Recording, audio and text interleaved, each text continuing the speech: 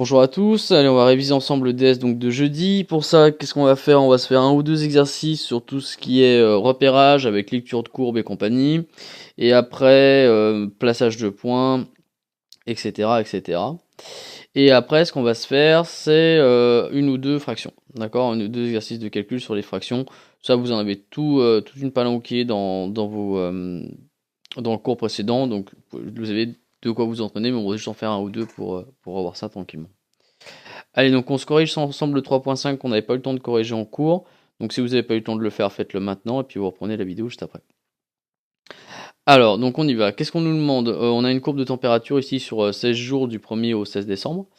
Première question, quand a-t-on relevé la température la plus haute et quand a-t-on relevé la température la plus basse? Donc ici, simplement, il s'agit d'une lecture graphique, d'accord? Une lecture graphique, je vous rappelle que pour avoir l'intégralité des points à ce genre de questions, il me faut un tracé en pointillé, donc pour permettre de voir ce que vous avez lu sur le graphique, ainsi qu'une phrase réponse. Donc ici on a deux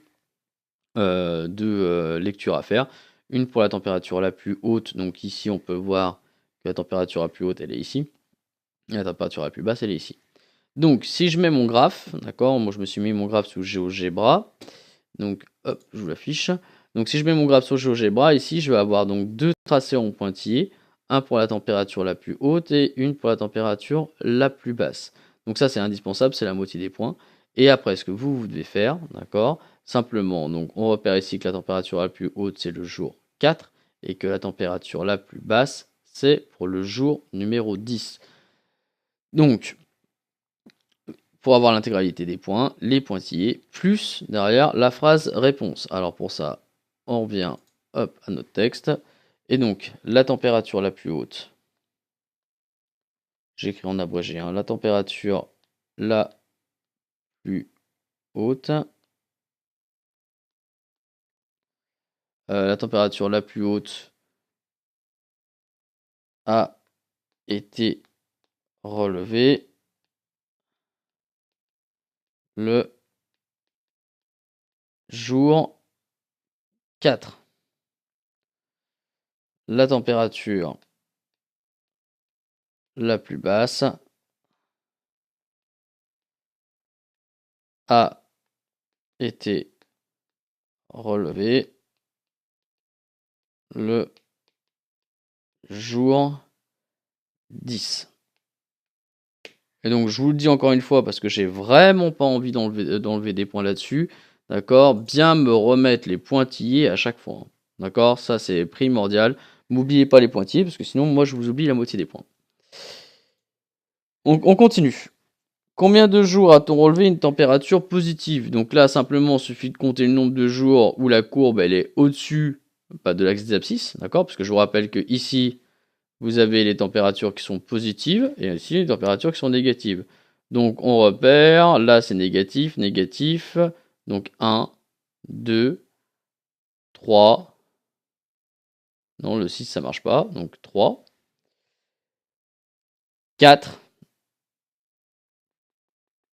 4. D'accord? Alors vous n'allez pas faire une lecture à chaque fois, hein, d'accord? Là, quand c'est un truc d'ensemble comme ça, vous n'avez pas à faire une lecture. C'est pas une lecture précise, d'accord? C'est pas une valeur précise. Donc là, simplement, il suffit de compter, quoi. Donc je recompte pour voir si je me suis pas trompé, parce que je fais régulièrement des erreurs dans la vidéo. Donc on y va. 1, 2, 3, 4, 4. D'accord? Donc, la température a été positive 4 jours.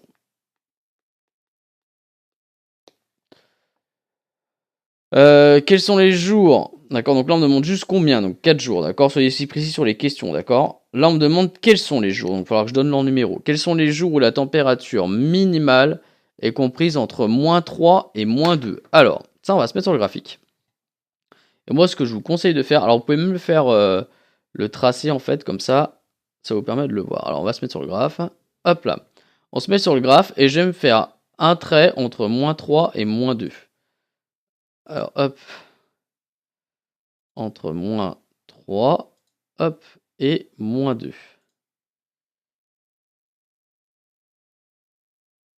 Hop, je vais me faire des traits en pointillés, ce sera plus sympa. Entre -3 et -2. Copier le style. Hop. Ok, super. Hop. Il me fait régulièrement ça. Entre moins 3 et moins 2. Ok. Qu'est-ce qu'il a? Bon, on va faire des traits normaux, hein. Pas m'embêter.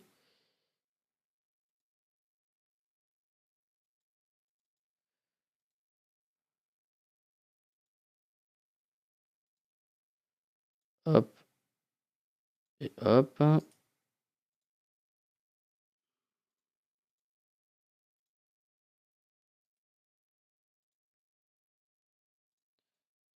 Et hop. Voilà. Ok, donc je suis entre moins 3 et moins 2 et on me demande quels sont les jours où la température minimale est comprise entre moins 3 et moins 2. Donc on a clairement le premier jour, d'accord? Le premier jour, le deuxième jour, c'est pas le cas. Donc le premier, le septième, parce qu'il est pile poil à moins 2. Donc le premier, le septième, là non.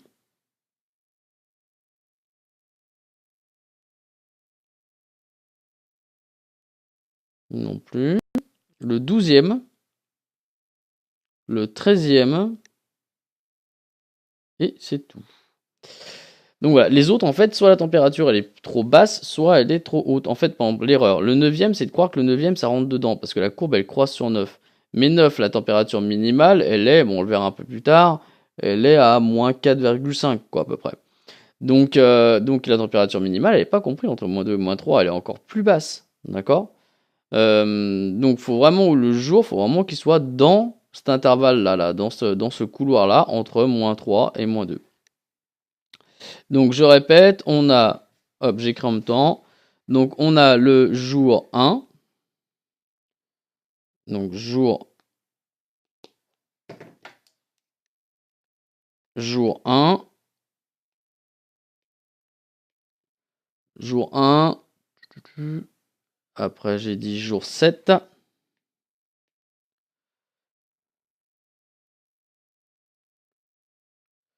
Jour 12 et 13.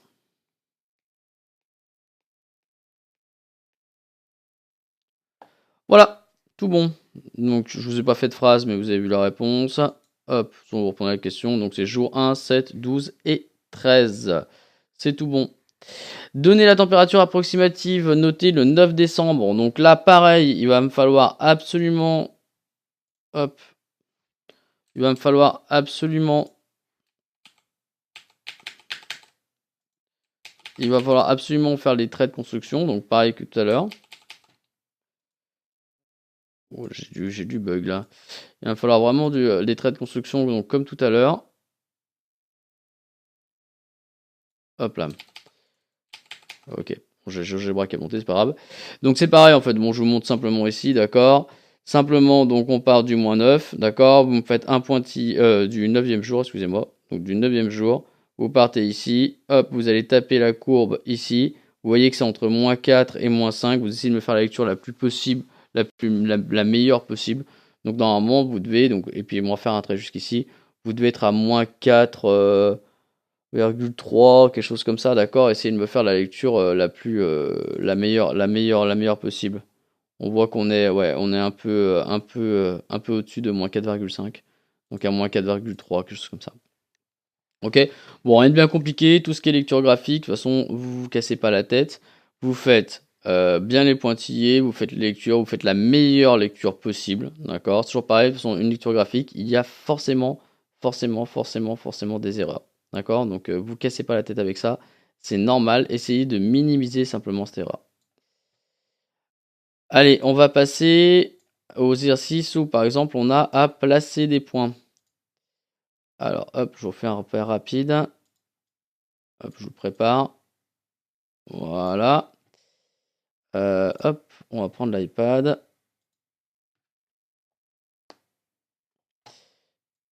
Et on va parler l'iPad ici. Super. Allez, on y va. Par exemple, donc, et on va mettre GeoGebra à droite. Hop là. Qu'est-ce que c'est que cette fenêtre GeoGebra? D'accord.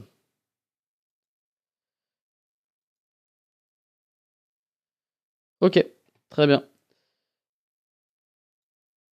Donc normalement, vous devez voir la fenêtre. Normalement, hop. Voilà.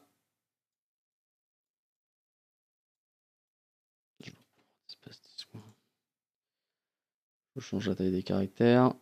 Un peu plus gros. Hop là, celui-là. Allez, on y va. Par exemple, si je vous demande de placer, donc vous faites un petit repère relativement, donc qui va de -6 à 6 sur les deux axes. Donc, je vous demande de placer A de coordonnées 3, 2, B de coordonnées -4, 3, C de coordonnées -2, -6, D de coordonnées 5, -4, et E de coordonnées 3, -2. Non, 3. Hop, je corrige. J'ai pas vu cela. Alors, 3, 0. Et pendant qu'on est avec le 0, F de coordonnées 0, -4. Voilà, vous me placez, vous faites un petit repère tranquillement, d'accord? Vous me placez tous ces petits points là. Et on corrige, d'accord? Allez, moi je corrige tout de suite. Donc A de coordonnées 3, 2. Donc je vais le placer. Donc 3, donc je pars sur mon abscisse, d'accord, de mon 0. Je vais sur 3 sur l'axe des abscisses, horizontal. Et je monte de 2. A, il est ici. D'accord? Hop, ça c'est A. Ensuite, B, pareil, donc -4, 3. Donc sur l'axe des abscisses, je vais à -4. D'accord? Je monte de 3 sur l'axe d'ordonnée. B, il est ici. Ensuite, C, -2, -6. Donc, -2 sur l'axe d'ordonnée, -6. C, il est ici. Ensuite, D, 5, -4. Donc, j'avance de 5, je descends de 4.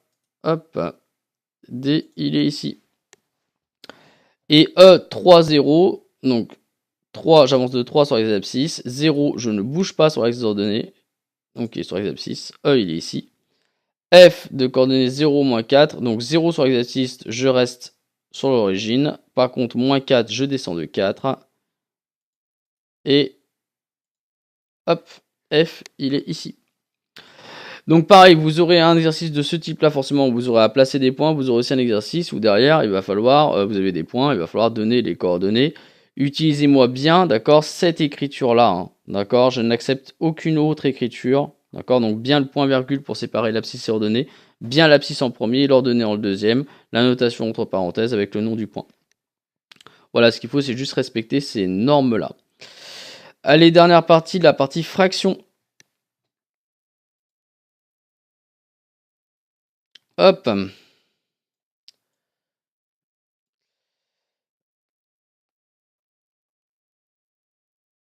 Hop, partie fraction, on va juste s'en faire deux. Donc, fraction, ça sera des calculs complexes. D'accord. A égale, entre parenthèses, 3,5 plus 1 cinquième fois 1 quart moins 1 tiers. Voilà. Pareil, vous le faites de votre côté. Alors, ici, qu'est-ce qu'on a? On a deux parenthèses. Il faut d'abord s'occuper des parenthèses et après on s'occupera de la multiplication. D'accord? Pas s'inverser dans l'ordre des opérations. Donc, on va déjà s'occuper de la première parenthèse, elle, là. D'accord? Après, on traitera l'autre tranquillement, chaque chose en son temps. Donc, j'ai une fraction qui est sur 2, une fraction qui est sur 5. Il faut que je mette les deux fractions sur 10. 3 demi en dixième. Donc, je multiplie par 5 en haut et en bas. Ça me fait du 15 dixième. Plus donc pareil, j'ai multiplié par 2 ici en haut et en bas, plus du 2 dixième, fois, alors je peux mettre en marque, je peux mettre aussi, je peux traiter l'autre directement aussi, l'autre parenthèse. Hein.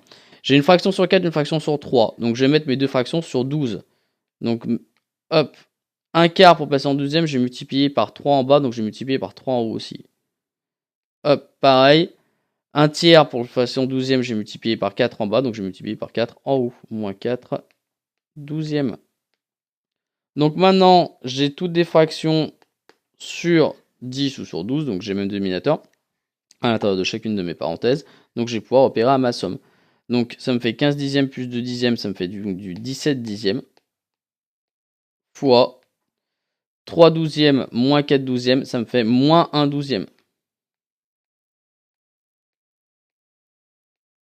Ok, vous me faites pas d'erreur de signe, hein. J'en ai vu plein la dernière fois qui ont perdu tonnes de points à cause des erreurs de signe. 3 moins 4, d'accord, ça fait moins 1. C'est pas parce qu'on fait plus de relatifs, on n'est plus dans le chapitre des relatifs, qu'ils ont disparu pour autant. Maintenant, au bonheur, c'est une multiplication. Vu que c'est une multiplication, je me casse pas la tête. Je multiplie les chiffres du haut avec les chiffres du haut, les chiffres du bas avec les chiffres du bas. 17 fois moins 1, ça fait moins 17. Et 10 fois 12, ça me fait du 120. Et c'est bon, j'ai gagné.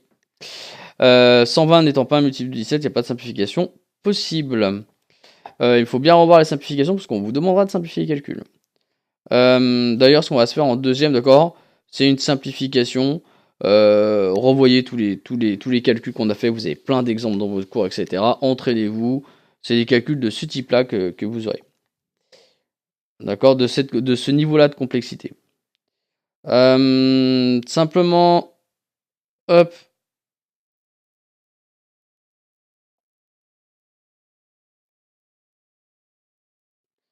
Ce qu'on va se faire, c'est qu'on va se faire une simplification. D'accord, A égale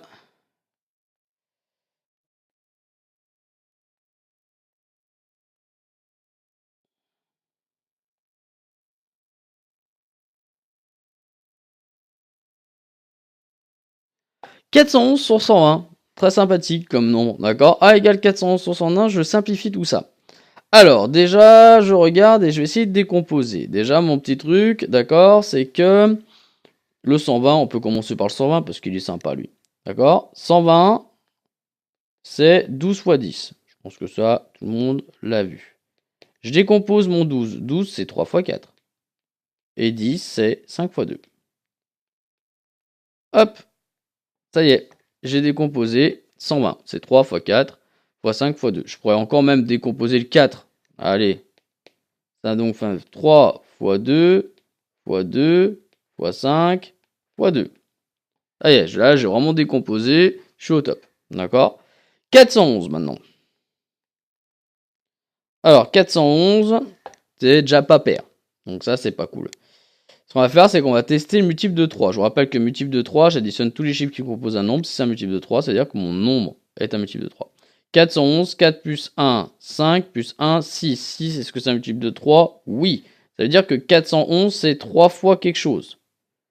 Alors, c'est 3 fois, bonne question. Donc c'est déjà plus que 3 fois 100. C'est 3 fois, attendez. Réfléchis, ça va être en 7 cette affaire. Comment je peux faire 411 divisé par 3, hein. D'accord, ce qui est largement possible aussi, hein. Alors attendez, hop. 137. C'est 3 fois 137. Alors 137, maintenant on reprend. Alors est-ce que 137 est un nombre premier? Bonne question ça, hein. 1 plus 3, 4. 4 et 7, 11. Est-ce que 137 est premier? Je vois pas par quoi il pourrait se diviser. En fait, il se divise pas par 5, il se divise pas par 2. Non. Donc, c'est pas la peine d'aller plus loin. Et au final, quand je vais diviser A égale, donc ça me fait du 3 fois 137 divisé par 3 fois 2 fois 2 fois 5 fois 2. Je simplifie, hop, il y a un 3 qui part. Donc au final, il me reste A égale 137 divisé par 2 fois 2, 4 fois 2, 8 fois 5, 40. Terminé. D'accord? Donc vous allez tranquillement. Bon, 411, je suis allé plus fort, hein. Vous aurez des nombres qui sont plus simples que ça. Mais je voulais bien vous rappeler, d'accord, pour la règle de la... Pour ça que j'ai choisi 411 en fait. Simplement, ce que je veux vous rappeler, c'est que quand vous avez un nombre comme ça qui paraît pas sympa, qui est pas un multiple de 2, que vous avez commencé du mal à décomposer, pensez à tout ce qui est règle de division par 3. Et normalement, ça devrait être bon. D'accord? Bon, c'est vrai que j'ai utilisé l'ordinateur pour le 411 divisé par 3.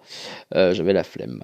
Donc voilà, mais autrement, vous le posez tranquillement sur un bout de papier, puis normalement, tout devrait bien se passer. Eh ben écoutez, bon courage à vous, et puis bah, bonne révision. Voilà, il n'y a rien de compliqué. Me perdez pas des points inutilement me perdez pas des points dans tout ce qui est. Comment dire? Tout ce qui est vraiment tracé, là, les pointillés, vous faites bien gaffe, voilà, vous relevez bien, vous utilisez bien les températures, quand c'est en degrés, 100 degrés Celsius, etc. Voilà, vous appliquez bien le repérage, c'est vraiment facile, vous ne perdez vraiment aucun point. Je veux pas avoir un seul qui me fait à la fin, ah monsieur, j'ai confondu abscisse et ordonnée. Bah, si vous confondez abscisse et ordonnée, franchement, sur la partie repérage, vous n'allez pas avoir beaucoup de points, ça c'est sûr certain. Donc voilà, d'accord, abscisse à l'horizontale, ordonnée à la verticale. Vous mettez ça bien dans le crâne, vous me faites des jolies phrases, bien rédigées, d'accord. Les fractions, vous faites bien gaffe à vos calculs, vous prenez votre temps, vous faites attention à vos signes, vous faites attention à vos règles, histoire de bien que ce soit bien tout calé, et normalement, ça devrait bien réussir. Ok? Allez, bon courage à vous.